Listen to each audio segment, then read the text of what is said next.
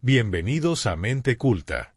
En este audiolibro exploraremos 7 claves atemporales para una vida plena, fusionando la sabiduría del estoicismo y el epicureísmo.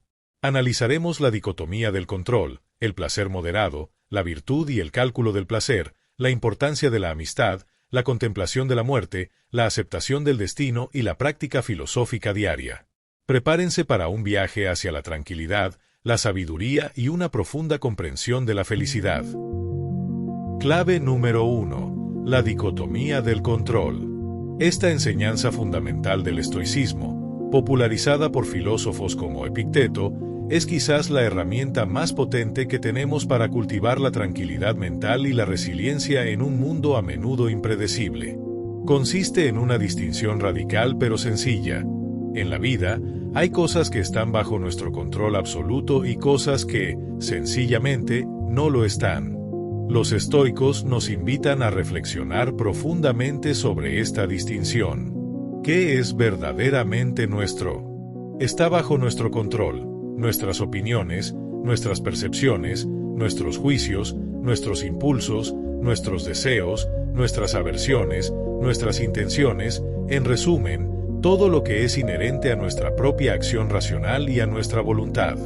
Estos son los dominios de nuestro yo interior, nuestra mente, y sobre ellos tenemos soberanía total. Lo que elegimos pensar, sentir o hacer ante cualquier situación es nuestra responsabilidad exclusiva. Por otro lado, y aquí radica la fuente de gran parte de nuestra angustia, hay muchas cosas que no están bajo nuestro control. No está bajo nuestro control nuestro cuerpo y su salud, nuestras posesiones materiales, nuestra reputación, el lugar donde nacimos, las circunstancias externas, las acciones y opiniones de otras personas, el clima, la economía, las enfermedades o la propia muerte. Todos estos son elementos externos, ajenos a nuestra voluntad directa, y sobre ellos no tenemos poder absoluto, por mucho que queramos influirlos o cambiar su curso. La sabiduría estoica radica en la aplicación práctica de esta dicotomía. Nos insta a enfocar nuestra energía, nuestra preocupación y nuestra atención únicamente en aquello que sí podemos controlar, nuestros propios juicios y respuestas internas. ¿Por qué malgastar valiosa energía emocional y mental intentando cambiar o preocupándonos excesivamente por aquello que, en esencia, no depende de nosotros? Hacerlo es, para los estoicos, una receta segura para la frustración, la ansiedad y el sufrimiento. Imaginemos una tormenta. No podemos controlar la llegada de la tormenta, su intensidad o sus efectos en el entorno. Eso está fuera de nuestro control. Sin embargo, si podemos controlar cómo reaccionamos a ella, si nos preparamos adecuadamente, si buscamos refugio, si mantenemos la calma, si aceptamos la situación o si, por el contrario, nos enfadamos, lamentamos y nos dejamos arrastrar por el pánico.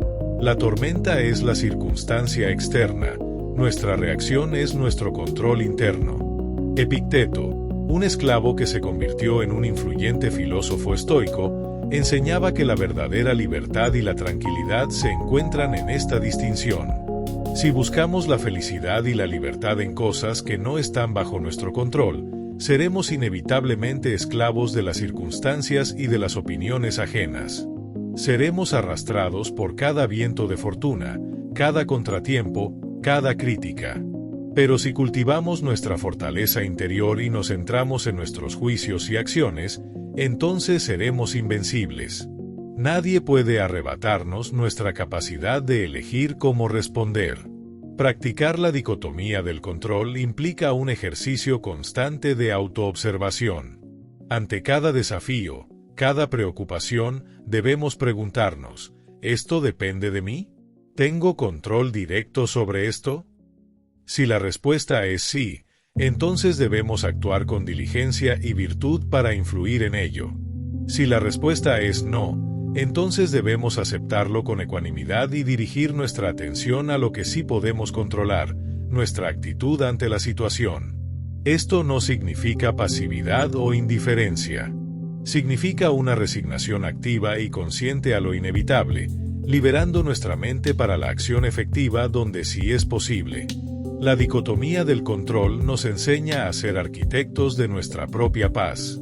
Al dominar nuestras percepciones y nuestra voluntad, nos volvemos inmunes a los golpes de la fortuna y a la tiranía de las expectativas externas. La tranquilidad surge, no de un mundo perfecto, sino de una mente que ha aprendido a distinguir entre lo que es verdaderamente mío o mi juicio, mi acción y lo que no lo es el mundo, los otros. Este es el primer y crucial paso en el camino estoico hacia una vida plena. Clave número 2. El placer moderado y la ausencia de dolor. Nos adentramos ahora en el corazón de la filosofía epicúrea, una escuela de pensamiento que, a menudo malinterpretada, ofrece una senda igualmente profunda hacia la felicidad. Para Epicuro, el propósito supremo de la vida humana es alcanzar la felicidad, y esta se define primordialmente por dos estados interconectados, la ataraxia y la aponia. La ataraxia se refiere a la tranquilidad mental, la ausencia de perturbación o angustia en el alma. Es un estado de serenidad imperturbable. La aponia, por su parte, es la ausencia de dolor físico. La combinación de estos dos elementos, la paz del cuerpo y la paz de la mente, constituía para Epicuro la verdadera esencia de una vida feliz. A diferencia de las concepciones populares que asocian el epicureísmo con una búsqueda desenfrenada de placeres sensuales, la doctrina de Epicuro era, en realidad, un llamado a la moderación y a la prudencia. Epicuro enseñó que no todos los placeres son deseables y no todos los dolores son evitables. La clave está en un cálculo del placer, donde evaluamos las consecuencias a largo plazo de nuestras acciones. Un placer momentáneo que nos conduce a un dolor mayor o a una perturbación futura no es deseable.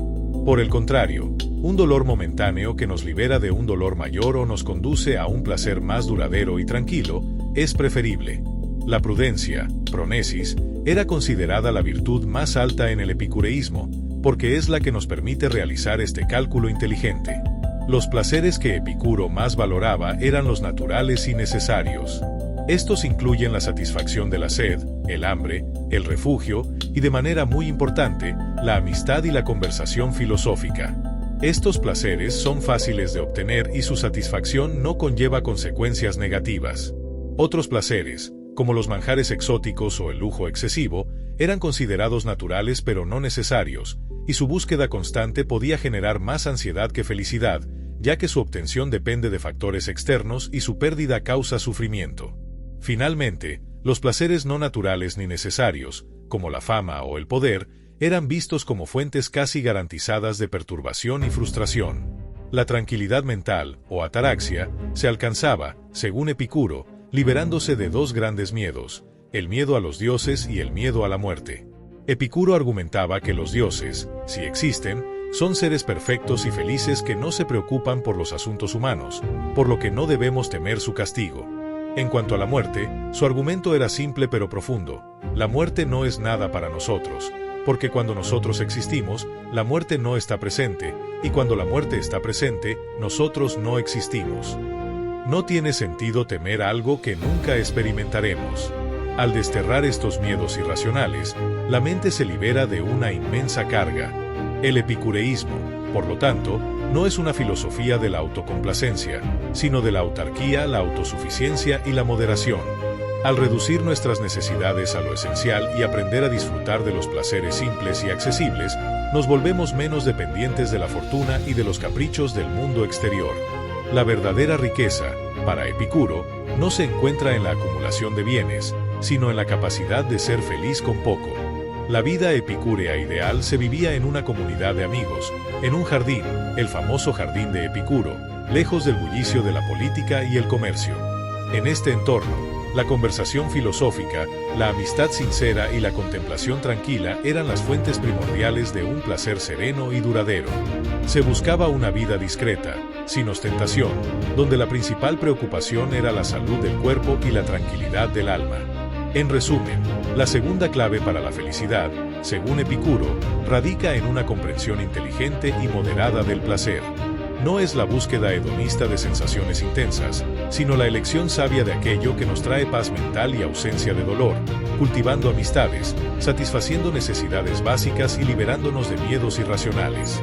Es una filosofía que nos invita a simplificar, a disfrutar de lo pequeño y a encontrar la verdadera riqueza en la serenidad interior. Clave número 3. La virtud como bien supremo frente al cálculo del placer. Aquí nos encontramos ante una de las divergencias filosóficas más significativas entre el estoicismo y el epicureísmo, una distinción crucial que define sus respectivos caminos hacia la felicidad. Ambas escuelas buscan la vida buena, pero difieren fundamentalmente en qué constituye el bien más elevado y cómo se alcanza. Para los estoicos, la virtud es el único bien supremo. No hay nada más valioso, más esencial o más digno de ser perseguido que vivir virtuosamente. La virtud se entiende como la sabiduría, la justicia, el coraje o fortaleza, y la templanza o moderación. Estos no son simplemente actos aislados, sino estados del alma, disposiciones internas que nos permiten vivir de acuerdo con la razón y la naturaleza del universo. Para un estoico, ser virtuoso es ser feliz, y la felicidad no puede ser alcanzada sin virtud. De hecho, la virtud es su propia recompensa. No se persigue por lo que pueda traer, sino por lo que es en sí misma. Los estoicos creían firmemente que los bienes externos, como la salud, la riqueza, la reputación o incluso la vida misma, no son bienes en sí mismos, sino indiferentes. Pueden ser preferibles o no preferibles, pero no tienen el poder de hacer a una persona buena o mala, feliz o infeliz. Un hombre puede ser rico y virtuoso, o rico y vicioso. Su riqueza no determina su valor moral. Por lo tanto, la pérdida de un bien externo no debe perturbar la tranquilidad de un alma virtuosa. La felicidad, para el estoico, reside en la fortaleza inquebrantable de la razón y la voluntad, inmune a los vaivenes de la fortuna. Su paz interior no depende de nada que el mundo exterior pueda dar o quitar. La verdadera libertad radica en la autonomía de la voluntad moral. Por el contrario, el epicureísmo posiciona el placer, entendido como ataraxia y aponia, como el bien supremo. Sin embargo, no ve la virtud como un mero capricho, sino como un medio indispensable para alcanzar y mantener ese estado de placer sereno. Aquí es donde entra en juego el cálculo del placer. Para Epicuro, la virtud más importante es la prudencia, pronesis. Es la prudencia la que nos permite discernir qué acciones, qué elecciones de placer y qué evitaciones de dolor nos conducirán a la felicidad duradera, y cuáles nos llevarán a un sufrimiento mayor. Por ejemplo, la templanza, una virtud estoica, sería valorada por el epicúreo porque el exceso en la comida o la bebida lleva al dolor físico y a la perturbación mental. La justicia sería valorada porque una vida injusta genera miedo al castigo y culpa, perturbando la ataraxia. El coraje sería necesario para enfrentar los miedos irracionales y vivir de acuerdo con los propios principios, sin la presión de la sociedad. Así, las virtudes son herramientas esenciales, guías prácticas que nos ayudan a navegar la vida de la manera más efectiva para maximizar la tranquilidad y minimizar el dolor. No son un fin en sí mismas, sino el camino más seguro hacia el fin deseado, el placer sereno. La tensión entre estas dos posturas es clara. Para el estoico, si la virtud trae placer, es un bienvenido subproducto, pero no la razón de la virtud. Para el epicúreo, si la virtud no trajera un placer, o ausencia de dolor, mayor, no sería tan relevante. Sin embargo, lo fascinante es que, a pesar de sus diferentes puntos de partida y justificaciones, ambas filosofías promueven un estilo de vida que valora la razón, el autocontrol, la honestidad y la moderación. Los estoicos nos impulsan a ser la mejor versión de nosotros mismos, cultivando un carácter inquebrantable y viviendo en armonía con la razón universal, sin importar las circunstancias externas. Su objetivo es la perfección moral y la invulnerabilidad del espíritu. Los epicúreos nos enseñan a ser calculadores inteligentes de nuestra propia felicidad, seleccionando cuidadosamente nuestros deseos y relaciones para construir una vida de paz y satisfacción, lejos de la agitación y el dolor. Ambas filosofías, a su manera, nos invitan a la reflexión moral y a la toma de decisiones conscientes. Los estoicos nos llaman a la excelencia del carácter por el carácter mismo. Los epicúreos nos guían a la sabiduría práctica para asegurar nuestra mayor dicha. No se trata de una elección trivial, sino de comprender qué fundamento resuena más profundamente con nuestra propia concepción de una vida plena y feliz. En la integración de sus enseñanzas, podemos encontrar un camino equilibrado y potente para el cultivo del bienestar personal. Clave número 5. La contemplación de la muerte. En el sendero hacia la sabiduría y la tranquilidad, tanto el estoicismo como el epicureísmo confrontan una de las mayores ansiedades humanas, el miedo a la muerte. Ambas filosofías, con sus perspectivas únicas, nos invitan a reflexionar sobre nuestra mortalidad no para infundir terror, sino para liberarnos de una de las cargas más pesadas de la existencia y, paradójicamente, para vivir de una manera más plena y consciente. Para Epicuro, el miedo a la muerte era considerado la fuente de muchas perturbaciones mentales y la raíz de gran parte de nuestra infelicidad. Su famosa máxima sobre la muerte es concisa y profundamente liberadora. Acostúmbrate a pensar que la muerte no es nada para nosotros, porque todo bien y todo mal residen en la sensación, y la muerte es la privación de sensación. Por consiguiente, el recto conocimiento de que la muerte no es nada para nosotros hace gozosa la mortalidad de la vida, no porque añada una ilimitada duración de tiempo, sino porque nos libra de la ansiedad de haber de morir. En otras palabras, mientras nosotros existimos, la muerte no está presente, y cuando la muerte está presente, nosotros no existimos. Este argumento epicúreo es un ejercicio de lógica radical. Si la muerte es la ausencia total de sensación y conciencia, entonces no hay un yo que pueda experimentarla. No hay dolor, no hay sufrimiento, no hay angustia después de la muerte, porque no hay nadie para sentirlos. Temer a la muerte es temer una experiencia que es intrínsecamente imposible de tener. Es como temer la no existencia antes de nacer. Al comprender y aceptar esta verdad, la mente se libera de uno de sus mayores opresores, permitiendo que la ataraxia prospere. Este desvanecimiento del miedo a la muerte es crucial para la búsqueda epicúrea de la felicidad y la ausencia de perturbación. Nos permite vivir el presente con mayor ligereza y disfrutar de los placeres simples sin la sombra constante de la aniquilación. Los estoicos también abordaban la muerte con una perspectiva que buscaba la serenidad, aunque con un énfasis ligeramente diferente. Para ellos, la muerte es un evento natural e inevitable, una parte intrínseca del ciclo de la vida, y como tal, está fuera de nuestro control. Según la dicotomía del control, preocuparse por la muerte es preocuparse por algo sobre lo cual no tenemos poder. La sabiduría estoica nos insta a aceptar la muerte con ecuanimidad, sin lamentaciones ni miedo. Piensa en la muerte y en el exilio y en todas esas cosas que parecen terribles, pero especialmente en la muerte. Y verás que nada es tan terrible como el terror mismo, escribió Epicteto. Sin embargo, los estoicos iban más allá de la mera aceptación. Practicaban la memento mori, o recuerda que morirás, como un ejercicio espiritual. Esta no era una práctica mórbida, sino un recordatorio constante de la finitud de la vida para instarnos a vivir con más propósito y virtud.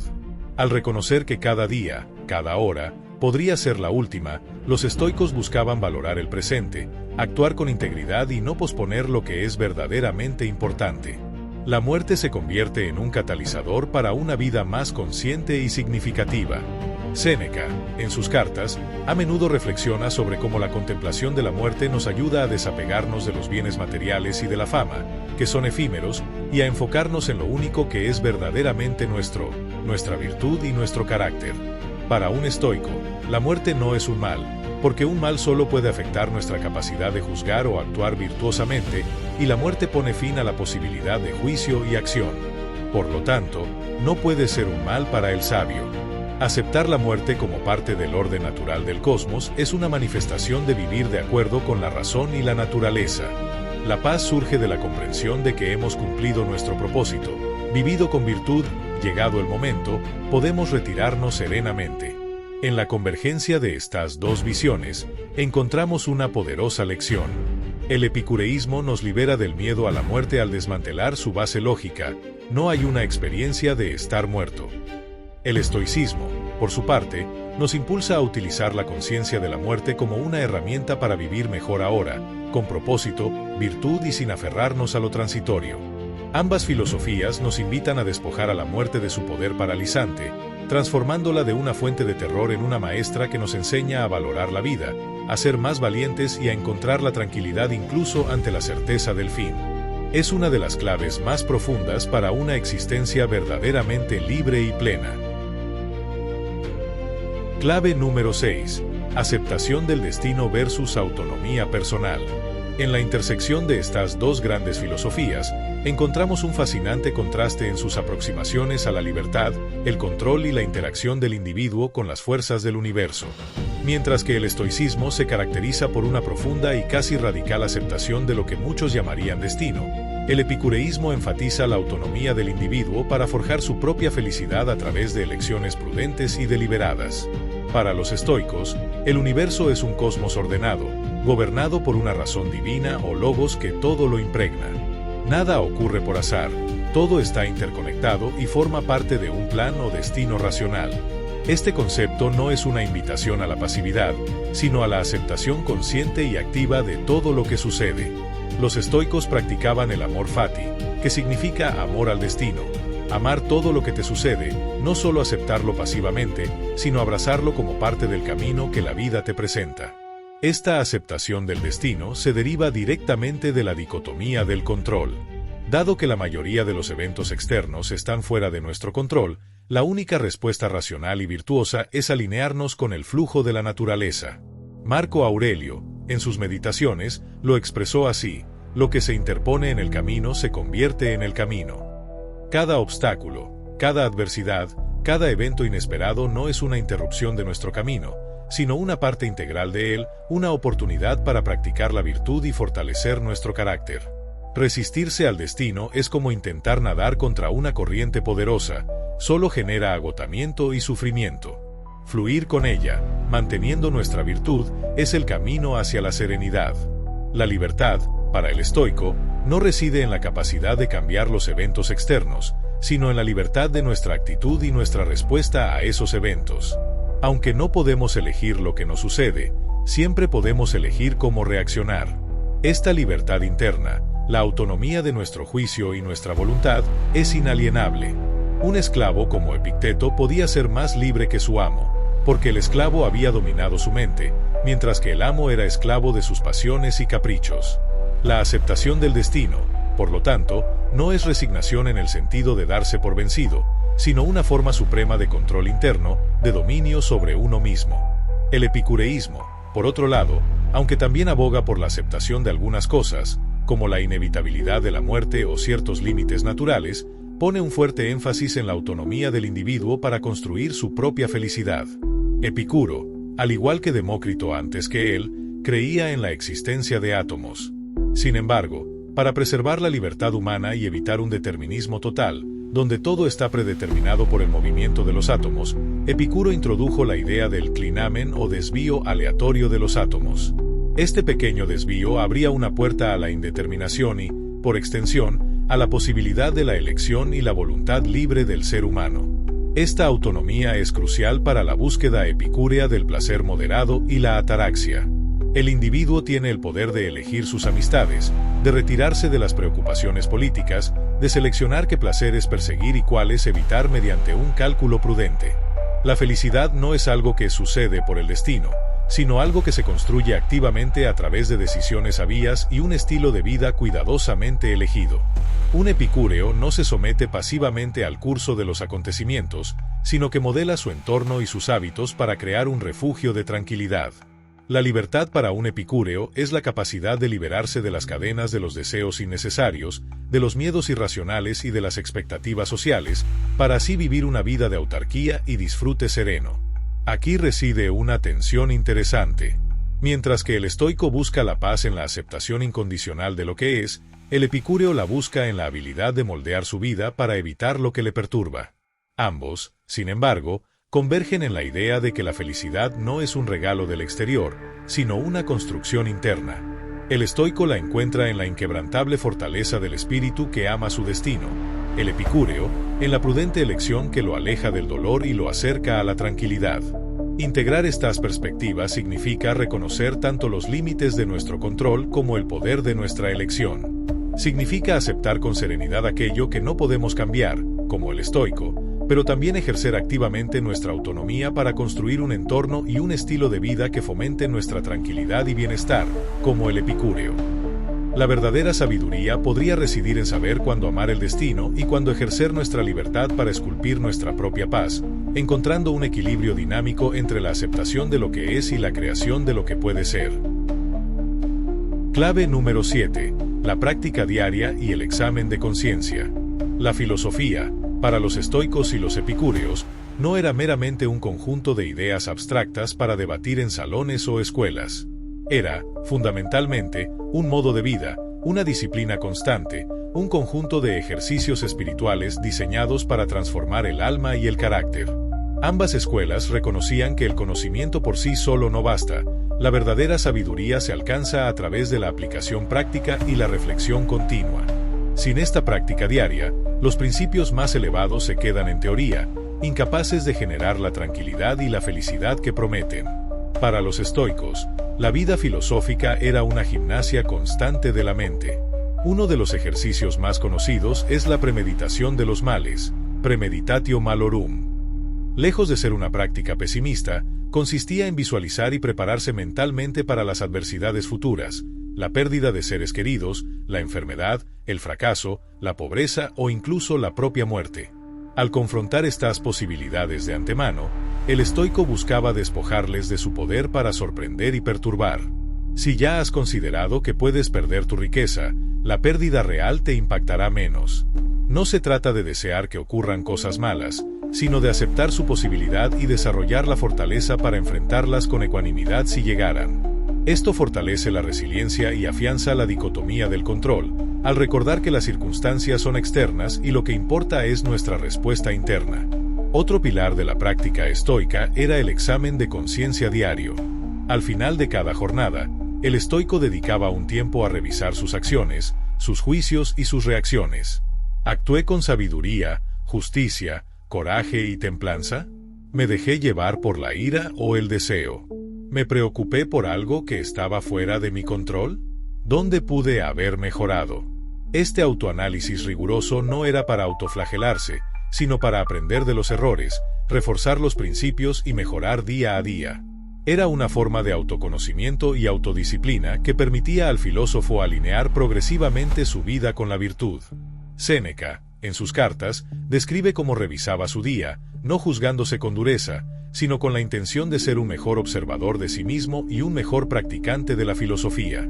Además de estos, los estoicos practicaban la modificación de los juicios sobre las cosas, entendiendo que no son los eventos los que nos perturban, sino nuestros juicios sobre ellos. La práctica consistía en identificar los juicios impulsivos y reemplazarlos por otros más racionales y desapasionados. El epicureísmo, aunque con una metodología diferente, también ponía un fuerte énfasis en la práctica constante. La vida en el jardín de Epicuro no era un retiro hedonista, sino una comunidad dedicada a la práctica de sus principios filosóficos. Los epicúreos se reunían regularmente para debatir, aprender y reforzar sus principios de vida. Este intercambio constante de ideas y el apoyo mutuo dentro de la comunidad eran esenciales para mantener la ataraxia y la aponia. Recordaban constantemente el tetrafármaco o los 4 remedios para la mente: no temas a Dios, no te preocupes por la muerte, lo que es bueno es fácil de obtener, lo que es terrible es fácil de soportar. Repetir y meditar sobre estas verdades era una forma de entrenamiento mental para disipar los miedos y las ansiedades. La práctica epicúrea también implicaba un cultivo consciente de los placeres simples y naturales.